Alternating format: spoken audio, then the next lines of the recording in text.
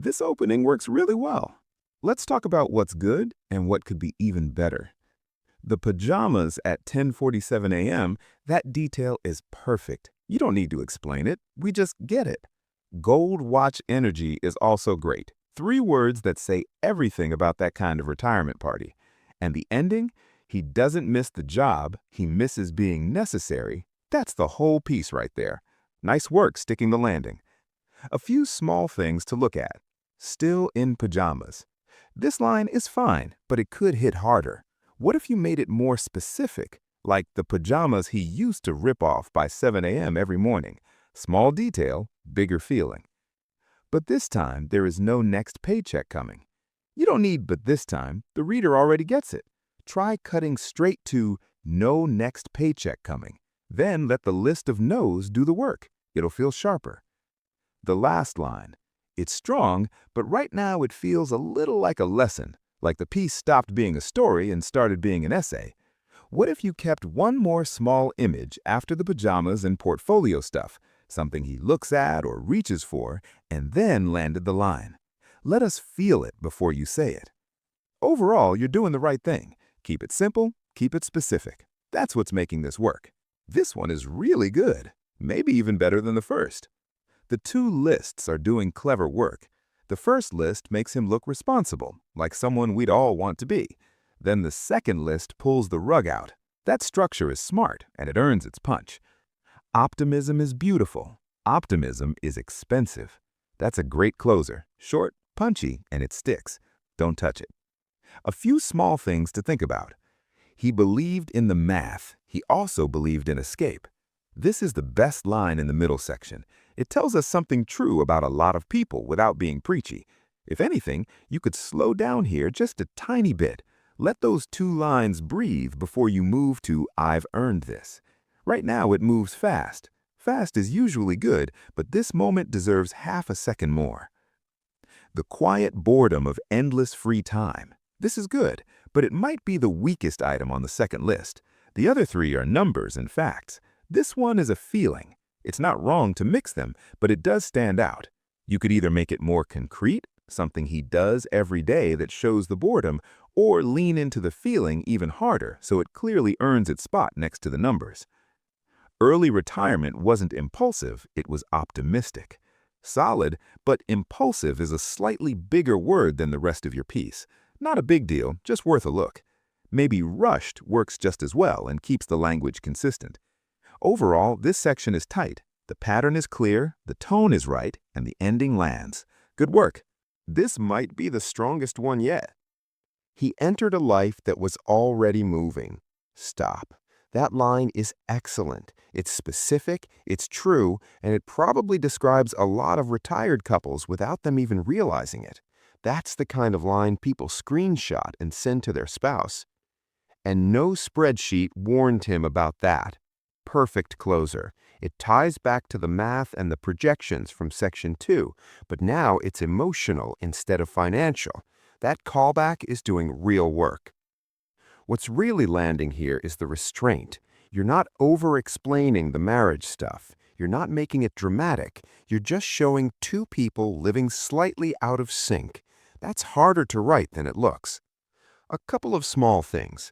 Instead, it felt like a drift. Drift is a great word, but "it felt like a drift" is slightly awkward. What about just "instead, it drifted"? Shorter, cleaner, hits the same way. But identity shifts are uneven. This line steps outside the story for a second. It sounds like something from a psychology article. Everything else in this piece stays inside the scene, inside the feeling. This line zooms out too fast. See if you can replace it with something that shows the unevenness instead of naming it. What does he do while she's on the phone with her friends? What does he look at? Give us one small image instead.